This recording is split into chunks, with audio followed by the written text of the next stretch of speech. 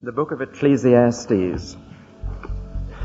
And this is the first time we've looked at this book together. I confess frankly it's the first time I've looked at it with a congregation.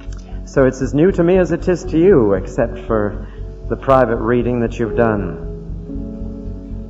How many of you have ever heard a series of sermons on Ecclesiastes? Let's see. 1, 2, 3 of you. Good. Well, again, we're breaking fresh ground as we were this morning. Incidentally, for those of you who have the same problem that Daniel has on Sunday mornings, lions, particularly, you know what I mean by that? I mean the lions in bed. You really do need to be here on Sunday morning if you want to get a balanced diet. And in fact, though I didn't realize it at the time, now that I've started preparing Colossians and Ecclesiastes, the remarkable way they complement each other is incredible. They just belong together. And what Ecclesiastes doesn't answer, Colossians does. So I hope that some of you may be able to fight that lion and come on Sunday mornings. Now, the book of Ecclesiastes, we're going to read the first 11 verses, and then I'm going to give you more an introductory study tonight so that you can help to read the book for yourself, just supposing there are those here who can't come back for more. Chapter 1, these are the words of the philosopher, David's son, who was king in Jerusalem. It is useless. Useless, said the philosopher. Life is useless, all useless. You spend your life working, laboring, and what do you have to show for it? Generations come and generations go, but the world stays just the same. The sun still rises, and it still goes down, going wearily back to where it must start all over again. The wind blows south, the wind blows north, round and round and back again. Every river flows into the sea, but the sea is not yet full. The water returns to where the rivers began and starts all over again. Everything leads to weariness. A weariness too great for words. Our eyes can never see enough to be satisfied. Our ears can never hear enough. What has happened before will happen again. What has been done before will be done again. There's nothing new in the whole world. Look, they say, here's something new, but no, it has all happened before, long before we were born. No one remembers what has happened in the past, and no one in days to come will remember what happens between now and then.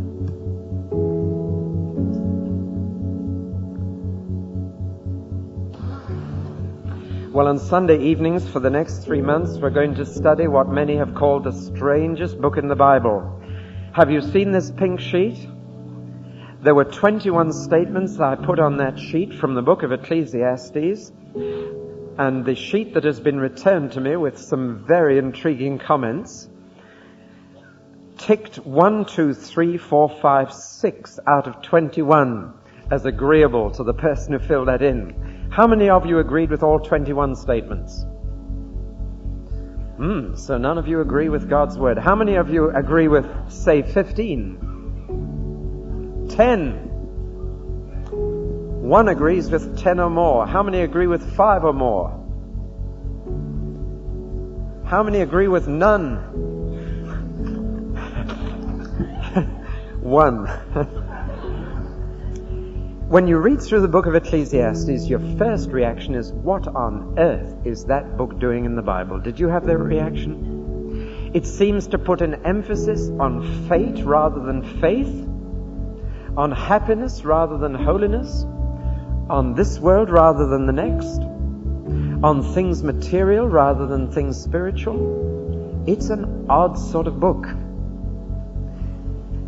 some find it depressing rather than inspiring and go away really feeling down in the mouth after reading this writer. Life is useless. Utterly useless. All useless. And that's where he begins. It's not quite where he ends, but it's where he begins. And there have been those who say, this isn't Bible teaching at all. This has more in common with either ancient Greek Stoicism or Oriental Buddhism or even modern existentialism, but it's not the truth of God. This is not how God talks. It doesn't fit. It doesn't quote the prophets, for example, and the rest of the Bible, and it is nowhere quoted in the New Testament, and so some people have said it shouldn't be there at all. Funnily enough, when the Jews put the Old Testament together and when the Christians put the whole Bible together, neither group had any doubts that this book should be in. So if we have doubts, we've got to ask if there may be something wrong with us, and if we may have missed the point of this book.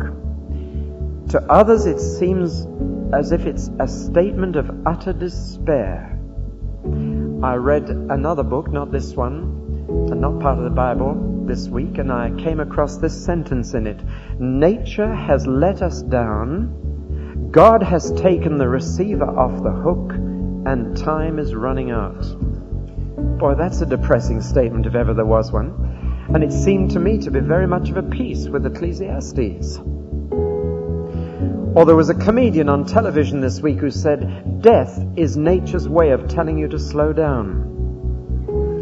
Now, that kind of sick humor, that kind of black humor, is very close to some of the things this man says. He says, for example, remember that no matter how long you live, you will be dead much longer. Now, that's the same kind of sick humor. Well, what place has it in the Word of God? What's it doing there? Well, I want to begin by saying that this was written by a man who used his brain box. It was written by a man prepared to think. Who was it said the greatest unexplored territory is right underneath your hat? Meaning that most of us never stop to think. We're a bit like the American who jumped into a taxi outside King's Cross Station and said, drive on, drive on. And the driver said, where to? He said, I haven't time to consider such questions. Drive on. Now that may sound utterly silly to you, but it's what the majority of people in Britain are doing right now. Getting nowhere fast and never stopping to ask the basic questions. And the basic questions always begin with why, not how. People ask, how can I be happy? How can I make a living? How can I get guidance? How can I do this? They should be asking, why should I make a living? Why should I need guidance? Why? And all the big questions in life begin with why, not how. Science answers the question how again and again, but it never answers the question why. It may be able to tell us how the world began, but it doesn't tell us why. And it's the why that is important. And this book is a book that isn't here to tell you how, it's a book to tell you why. That's a much more important question. And the man who wrote this book was a man who sat down and thought about life. He was an older man, and he's looking back over a lifetime spent searching for the answers, and a lifetime in which he's failed to find them. And he says, I set out in life to find out what life is all about. Here is the big question which is being asked in this whole book. Is life worth living? That's the question. Is life worth living? The crude and silly answer to that is it depends on the liver, said someone in more senses than one. Your health is everything. But it isn't, even if you have your health and your liver is in order. Why live? I remember somebody being asked, why are you working like that? Well, I'm working like this to get money. Why? Well, you got to live. Why? The man had no answer. And there he was, working every day to get a living, to live. And he'd never asked, why? Why bother to keep going? Why work just to go on working? Why get up and go to work and come home and get your tea and put your feet up and go to bed and get up and go to work and come home, get your tea, put your feet up, go to bed, get up the next morning, go to work? Why? Is it worth it? What do you have to show for it at the end? That is the question. And he asks here, what profit is there to a man who's worked hard all his life? What does he have to show for it at the end? What is there left at the end of life? Because it's what's left at the end of the day that is profit. And you know, not only did this man ask the question, but Jesus asked it. What shall it profit a man when he gets to the end of the day and adds up the books? Will it be profit or loss? That's the question. Is life worth living? And you know, this book is written by an old man, but it's written to the third of this congregation between the age of 15 and 25. Here is an old man pleading with young people all the way through. Find the answer at the beginning of your life. Don't wait till you get to my age. Think through these cul-de-sacs before you go down them. Find out where life is meant to lead before you discover that you've wasted your years going up a cul-de-sac. That's what he's saying. And at the end of the book, he makes an impassioned plea to young people. He says, before your hair's as grey as mine is, before you're doddery, before you're elderly, before you're senile, get the answers to these questions. This reminded me of again of that man who joined my grandfather's church. An old man with a beard who came to every mortal thing in the church. Sunday services, Sunday school, women's meeting, men's meeting, Boy Scouts, Girl Guides, the lot.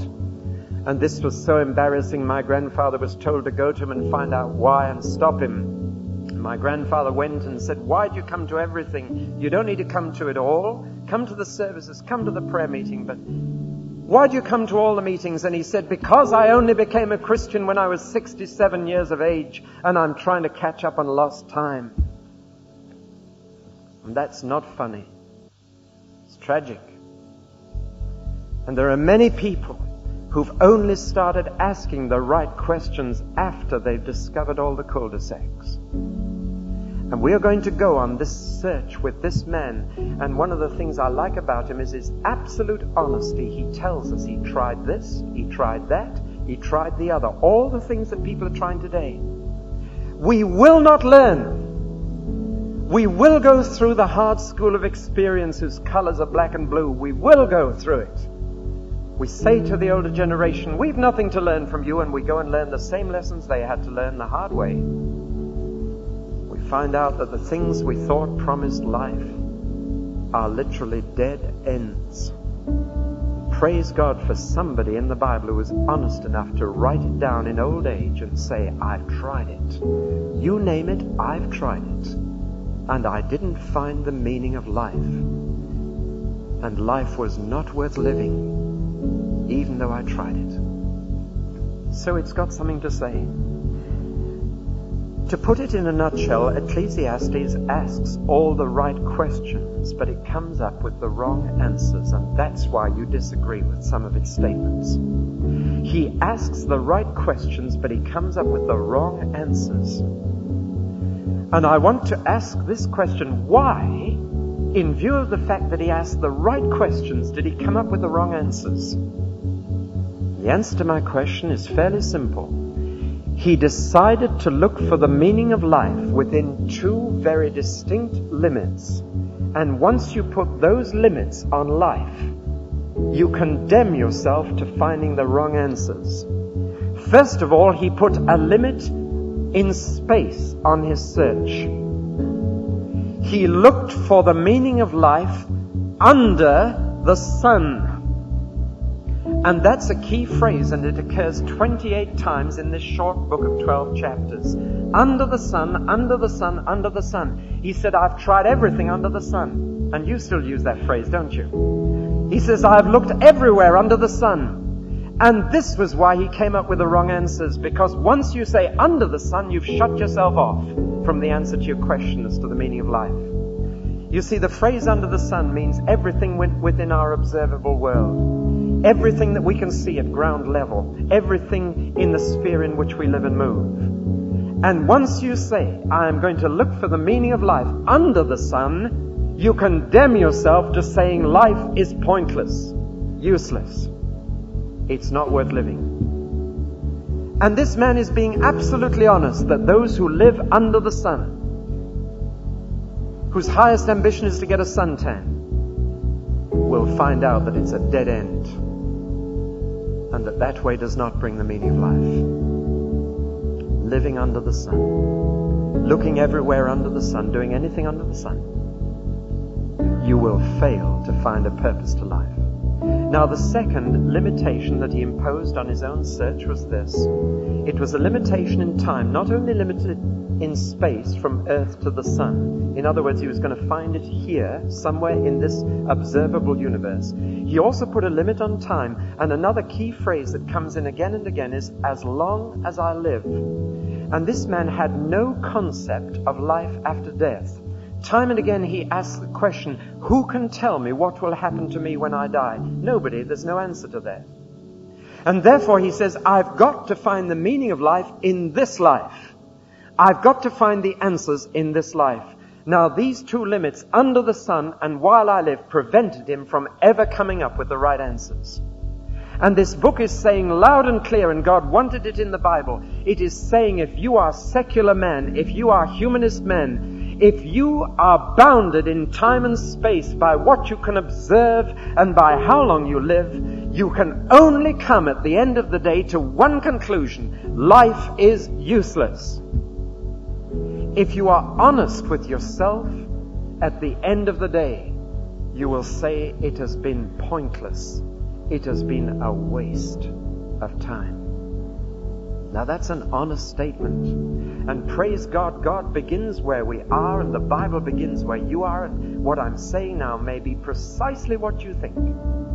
Especially if you're an older person. You are beginning to be disappointed and disillusioned. You set out as this man did with high hopes that life would fulfill its promise. Life was full of promise. You built your castles in the air, and you finished up with a bungalow at Bournemouth. And you're disillusioned, and you wonder how long you'll be fit enough to dig the garden of it. You see the feel? Can you get the feel, the guts of the man as he honestly says, I set out like you. I was going to live life to the full. I tried pleasure, I tried money, I tried fame, I tried education, I tried everything. And I finish up a disillusioned, disappointed man who says, I have nothing to show for it at the end of the day. I have no profit in the accounts of life. I have nothing left now that my little day is over. Now there's honesty for you if you like. You don't need to go outside the Bible to find humanism and secularism portrayed in utter, stark honesty. Now there is this one difference. Though he does say utterly frankly, I do not know the answer to the questions of life. I don't understand life. I cannot tell you why it's worth living. Yet nevertheless, he is not an agnostic, he's not an atheist, because he was a Jew. And as a Jew, he knew that there was a God. He doesn't argue for the existence of God. Like the Bible as a whole, he assumes there's a God. And the word God comes in now and again. And people say, well, surely he's reaching above the sun there. No, he isn't. He says God is above the sun. And I'm sure that God must have the answer to these questions, but he's not answering. And he's not told me the secret, so I can't tell you. He says, I believe in the long run it must be better to fear God, but I can't tell you why. I believe it must pay to be good, but he said, all the facts of life tell me that it doesn't. And through this book, there's a tension in this man between the faith he was brought up to believe as a Jewish boy, that there is a God and that God is just and fair, and that to God life does matter, and that there is a meaning to life. He had to say, well, he has not told me. I've had to search for myself, and I have not found. And I just don't know. And on that basis, he said, I'm going to give you young people some advice as to how to cope with a world that you don't understand. How to make something of a life whose meaning eludes you. And you know, if that was all I had to preach to you, I don't think I'd bother to preach it. But every Sunday evening we look into this book, I'm going to finish up by showing you how our Lord Jesus Christ both contrasts with and complements this man. and takes his questions and answers them, and takes his longings and fulfills them, and takes his dreams and makes them come true. And you need to go through Ecclesiastes to find Christ. You need to go through some kind of experience in which you say, I just see it all as pointless. I can't find meaning. I can't find life. I'm not fulfilled. I'm not satisfied. You need to go through that to hear Christ say, this is life. This is life. To find out that it's all worthwhile after all, and that there's tremendous purpose and meaning in it. As one person has said, there lies more faith in honest doubt, believe me, than in half the creeds. Have you heard that little phrase? I think it's true. Now, I want to say just a little about the writer. I'm not going to go into all that the scholars say as to whether it's Solomon or not. His name certainly never occurs in the book, but he does describe himself as the son of David and the king of Israel living in Jerusalem. I'll maybe come back to that question, was this Solomon or was it not? But he does give himself a title. It's a very unusual one, Koheleth, which means originally it meant an audience or a congregation or an assembly, and then it came to mean the man who gathered them together, and then it came to mean the speaker who was able to gather an audience, and then it came to mean the lecturer or the professor, and thus the philosopher. And in fact, that's the translation that has been chosen in the Good News Bible, the philosopher. And a philosopher is a man who likes the answers. Philo means I love, and the Sophy part comes from Sophia, wisdom. I like to know.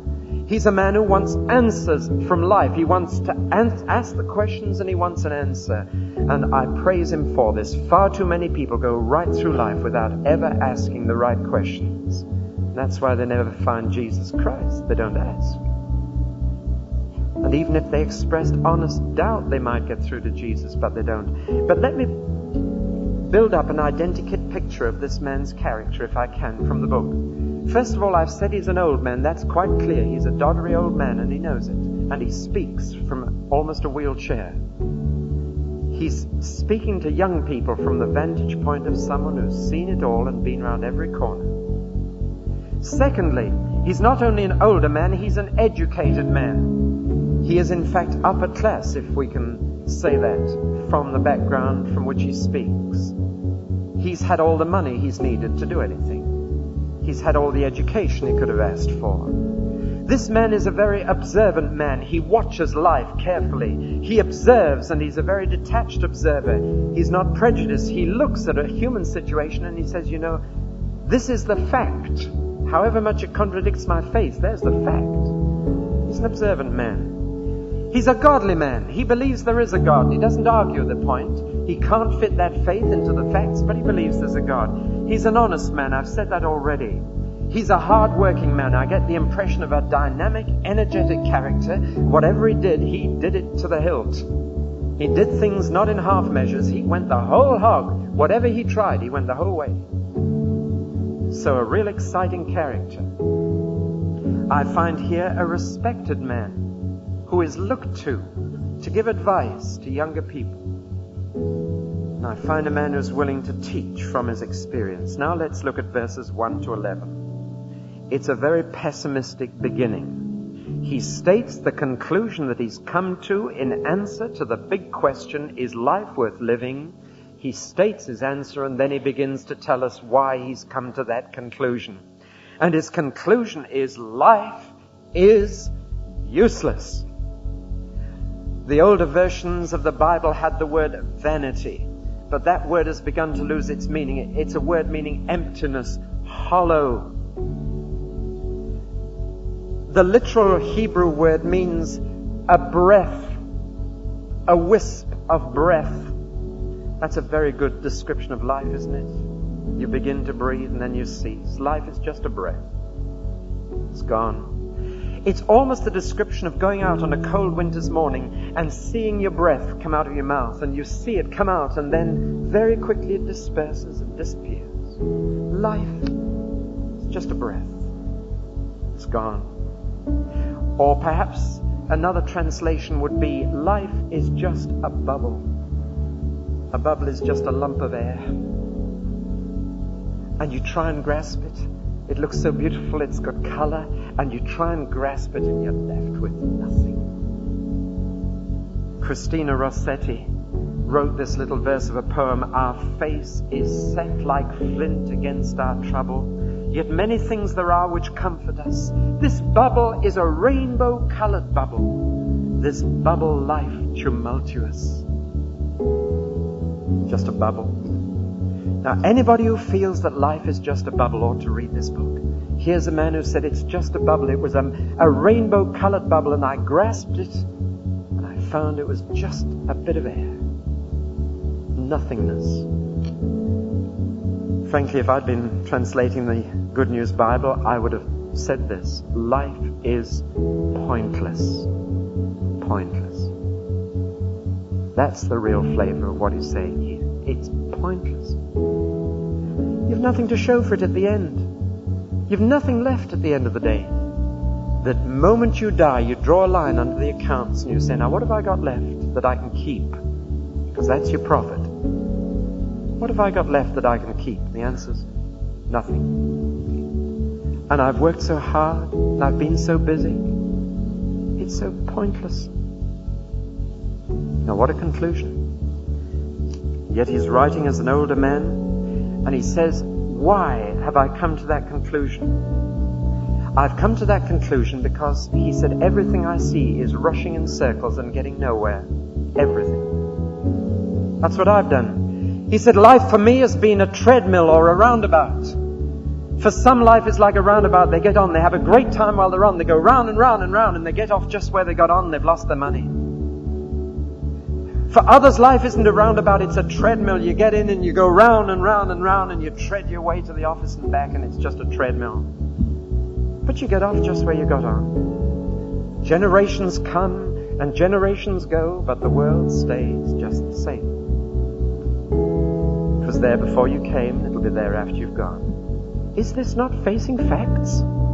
Isn't this not being utterly honest? And you will have nothing. Ah, but someone will say, and people do say this, they've said it to me, I hope to leave the world a little better than I found it. I hope to leave something for those who come after me. Have you heard that? That's the hope that keeps many people going. They know that when they get to the end of the road, they have nothing to take from this world. Naked they came into it, naked they go out, so they hope to leave something for the people who follow on. Ah, says this man, face life honestly. Do you think you'll be remembered? And for how long? Do you think your little life will really make much difference to this world? Not a bit of it. You have no impression whatever on it. It will carry on without you. The seasons will come and the seasons will go. People will be born and people will die. The world goes on just the same as if you'd never been on it. Hard talking, yes, but it's making people face facts. It's taking them to the logical conclusion of their own thinking. If you have hopes that you're going to leave this world a much happier, better place than you found it, then think again. It'll have just as much war and just as much famine, if not more, after you've gone than before you came. So if you think you're going to change the world, he says, think again. That's not the meaning of life.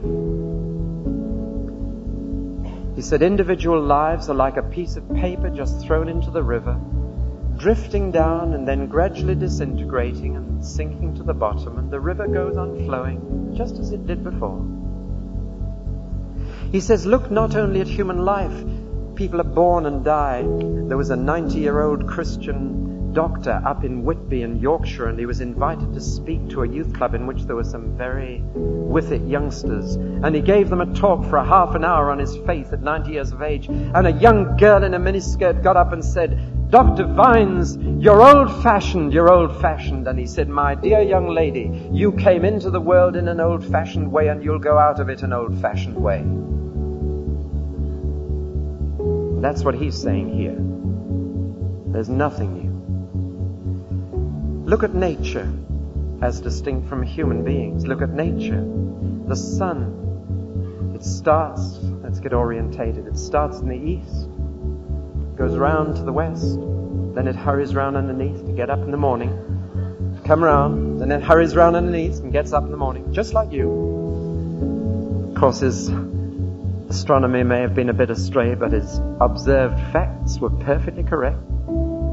And he didn't know about evaporation in those days, but he said all the rivers go into the sea, and the sea's not full, it doesn't overflow. And somehow the water gets back to the beginning, and it flows all over again. Into the sea, back, round, round. Just like me, getting up to go to work and going back to bed. Or look at the wind. Weather forecaster says it's southwest today, and then it's northeast, and then it's southeast, and then it's northwest, and it just goes round and round and round and round in circles. The same amount of air just going round in circles, getting nowhere. Indeed, the whole universe we now know is like this. We're all going in circles, getting nowhere fast.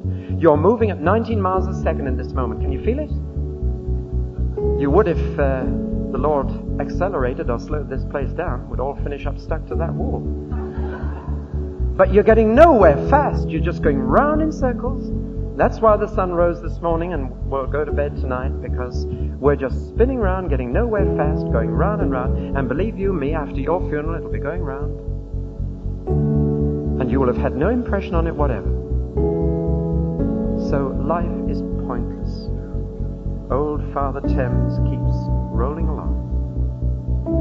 It's been rolling along since the Romans came.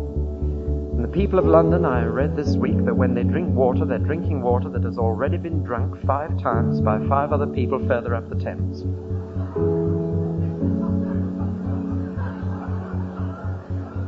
And old Father Thames keeps rolling along, just the same. What about history? Let's turn, says this philosopher, let's look at history. The eye can never see enough to be satisfied, and the ear can never hear enough. What does he mean? He's saying we're always searching for novelty, for something new. What's the whole package tourist industry doing? Showing people new sights, right? Sightseeing. And the more sights we see, the less satisfied we are. There's another place we haven't been. So we spend our lives sightseeing, going to a different place on holiday, and we never see enough. There's always something newer, we think. And we never hear enough that's new, do we? We pay a fortune for our newspapers. And you know, one Sunday paper is the same as the next. And it takes 9 acres of forest to produce one issue of the New York Times, and there's nothing new in it at all. The wars have shifted from one country to another. The divorces have shifted from one film star to another, but there's nothing new. And they're called newspapers. And the ear can never hear enough. Sorry, Brian, I just caught sight of you. I don't want to put you out of business in that shop. But you've seen it all, haven't you? You see it every day. The headlines, do they really change? Does the world really change? But we avidly read what we dare to call the news. It's as old as the hills. The only reason we think it's new is because we don't remember when it happened previously. Is this not true? History repeats itself is one of the favorite proverbs we have. Leon Uris, who became famous for writing the novel The Exodus, that story of how the Jews got back into Israel through the British blockade, has written another novel about the Irish. It's been at the top bestsellers, top of the list of bestsellers in America for 4 months. 716 pages of overwritten something or other. And at the very end of this account of Ireland, of its history over 300 or 400 years, magnificent survey of history, this is his final conclusion. There is no future for Ireland, only the past happening over and over again. That's his conclusion. There is no future, only the past happening over and over again. And that was said in a book 3,000 years ago. Life is pointless. We're getting nowhere fast, going round in circles. History is going round in circles. Time magazine this week was reviewing a book on church history, and in it the reviewer talked about what he called contemporary resonances. He said, if you think there's anything new in church history, it's all happened before. And he showed how it all had. He said, do you think hippies invading a church is something new? And he quotes something from the Middle Ages. He said, do you think the Lockheed bribes are something new? Look how the bishops established doctrine in certain countries of the world in the Dark Ages. And so he goes on. He just said there's nothing new. I'm not much good at French, and I can't really pronounce this, but do you know the French proverb, plus Plus ça change, plus c'est la même chose. What's it mean? The more things change, the more they turn out to be the same. Apologies to all French-speaking people in the congregation. I can say it better in English. The more things change, the more they turn out to be just the same. Well, now, that's a pretty negative way to begin. Okay, so it's negative. It's true. It's where you've got to start if you're going to be honest about life. Now, the people I find who argue about this conclusion are those who are young, those who are ambitious, those who are quite sure they can make a mark on life, but it's not often that I find older people arguing with this conclusion. I'm speaking now about older people who have not found the answer to the question. And they would say, yes, that describes how I feel. Men in their 50s have come to me and said, looking back on my working life, I cannot answer the question, what have I achieved? What have I achieved? When I retire and get my gold watch and go, I won't be missed. Everything will carry on exactly as it was before. That's life. That's life for a man who's honest. The Bible shows here that you can go down path after path to the very end and you'll still come to a notice. No way. No way. The trouble is, many people don't even think this far. Jesus criticized such people. He said, you're a fool if you only think in terms of what you can achieve in this life. You're a fool because this very night you'll be told to add up the accounts and you will have nothing to show for it, no profit. What shall it profit you if you've lived within this circumscribed framework under the sun and as long as I live? And if you've tried to make life worth living within that framework, you are doomed to disappointment. Will you learn from an old man? You willing to see this book of Ecclesiastes as a warning sign? Are you willing to listen to an old man speaking the truth about all the very things that some of you young people are trying, hoping that they'll bring you real life? If you're willing to learn, then you could learn a much more positive thing. Some years ago, I spoke to 40 young people. They were all Christians. And I asked them to write down on a piece of paper the one thing that had come into their life that they really valued more than anything else since they'd met Jesus. And out of 40 young people, 38 wrote the same word. That's interesting. 38 wrote the same word independently. Do you know what it was? Purpose. Purpose. Isn't that interesting? Here's an old man saying pointless. And here are 38 young people saying purpose. And the old man knows what is a solemn truth, that the majority of people who find the answer to the question, is life worth living, find it in their youth. Let me prove it to you. Those of you who feel you have found the answer to the question, is life worth living, the purpose in life, put your hands up if you found it under 25 years of age. Have I proved my point? That's why the old man writes to the young men. That's why he says, remember your Creator in the days of your youth, before the years come when it's too late. Find God now, and you'll find life now. He's saying, I went all that way, and I couldn't get life related to God.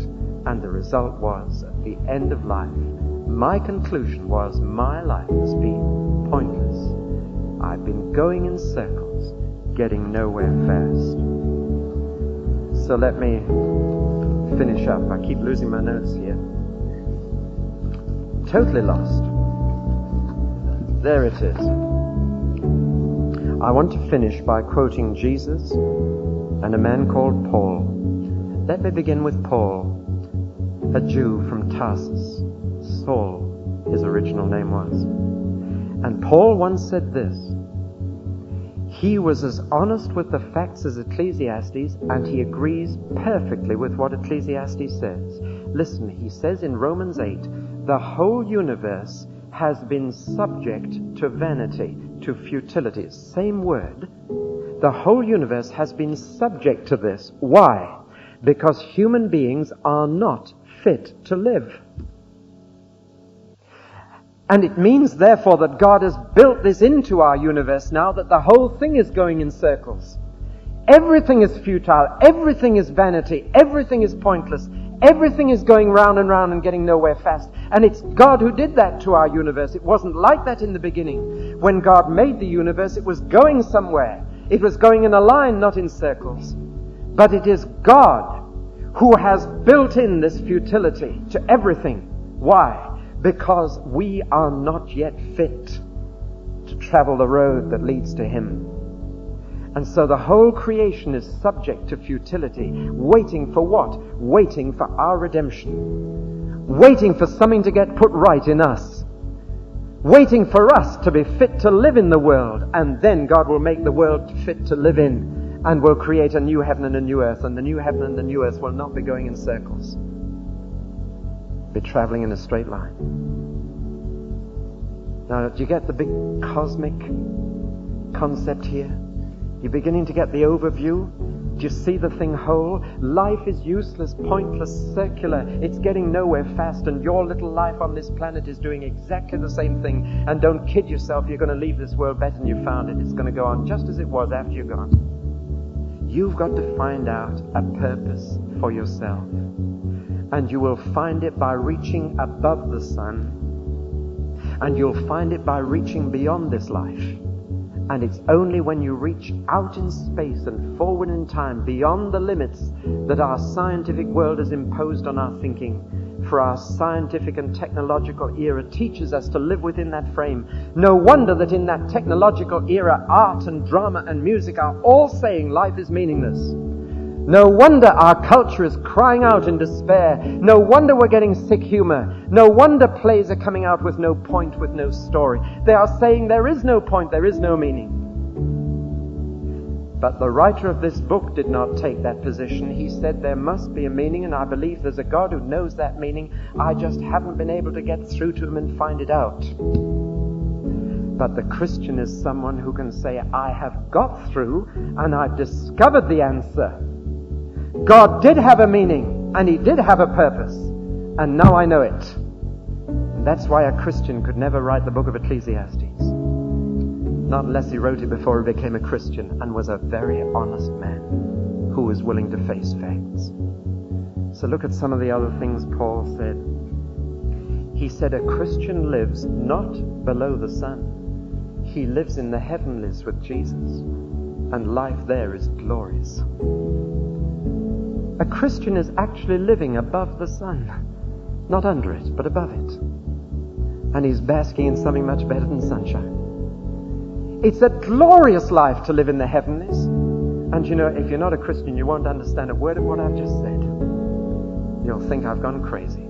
But every Christian here knows, according to Colossians, which we're studying on Sunday mornings, that our life is hid with Christ in God. Therefore, if you're risen with Christ, seek the things that are above, where He is. And you are. That's where your life is. You're living above the sun, not under it. Furthermore, we are not living in a life that's bounded by birth and death. We are already living eternal life that stretches through the grave and cannot be touched by death. So already there's a dimension that gives meaning and purpose, and every action of mine today and tomorrow is going to count and going to leave its mark and will be remembered by God and by me. And that has given a whole dimension to life. I've got out of the circle and I'm now traveling a line. Or as a pop song in my youth, and this will date me, as a pop song in my youth, when I know where I'm going and I know who goes with me. Do you remember that song? Right, you're as old as I am, but I know where I'm going, they used to sing. You never hear a pop song that says that now, do you? Songs now are just despair, trying to snatch a little bit of love now, because who knows? Eat, drink, and be merry, for tomorrow we die. That's the conclusion he came to as well. If you don't know where you're going, then enjoy where you are as much as you can. That's all you can do. And that's sense. But now come back to Jesus. Jesus not only said, you fool, to a man who didn't think beyond the parameters of this world. Jesus also said, this is life. To know you, God, and to know Jesus, whom you sent. This is life. And if you read the teaching of Jesus, he relates life here and now to the world above the sun and the world beyond the grave. And once you get those dimensions into your thinking, you've found the answer that this man never did. And you say, life pointless? It has only got point now. I never saw the point of it before while I was rushing around that roundabout. Now I'm off the roundabout and I'm a pilgrim and I'm going somewhere. And I know where I'm going. And I know who goes with me. Dr. Pawson, my great preacher, once said this: the key to Ecclesiastes is that a man is too big for this world. Do you understand what he was saying? You cut life off at the level of the sun, and at the point of time, the grave. And you are too big to fit into that box. You stretch beyond it. You're cribbed, cabined, and confined within it, and you can't spread your wings. You can't live within that box. You may try, and you may kid yourself for years that you're having a great life. But I warn you that you will get to the point where you say, of whatever the scene has been, it's useless. Promises, promises. And then maybe you'll remember that a preacher once said that if you looked above the sun and saw God, if you looked beyond the grave and saw Jesus preparing another life for you, you would see that life here is a preparation, a pilgrimage. It's leading somewhere. It's not leading to 6 foot under. It's leading to glory. And once you see that, why, Monday morning becomes a different day. Life is going somewhere. You know, this is death to the philosophy of evolution. And it's death to the optimistic humanists. That's why they hate this conclusion life is useless and won't face it. Those who believe that we're automatically, the whole world is evolving and getting somewhere, rubbish. It's getting nowhere, and God subjected it to that futility. We're not evolving anywhere. And I think in this last quarter of the 20th century, he's a bold man who would say the world today is a better day than when Ecclesiastes was written. Wouldn't he? Are there fewer wars? Is there less suffering? Can men get on with each other any better? It's just the same. And so Ecclesiastes picks us up by knocking us down. He says, follow your own thinking to its logical limit until you've realized that life is pointless. Then you are ready to listen to another preacher called Jesus, who came to lift us above the sun and to give us life beyond the grave, so that we could say life is useful. There is a point. I can see it now.